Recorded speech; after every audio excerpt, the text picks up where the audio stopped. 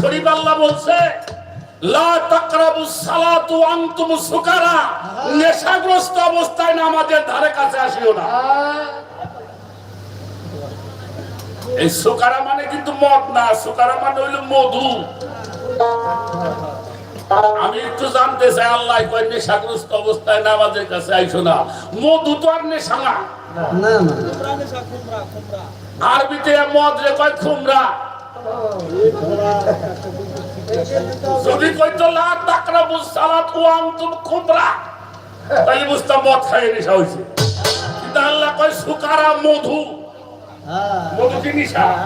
মধু সব রোগের মহা ওষুধ। একটু বেশি খাইলে একটু মাথা মাথা লাগে, ওটা কিন্তু নেশা না। আপনি একটু বলবেন আসলে আল্লাহ যে কইল নেশাগ্রস্ত অবস্থায় নামাজের কাছে আইসো না, এই যে কোন নেশা?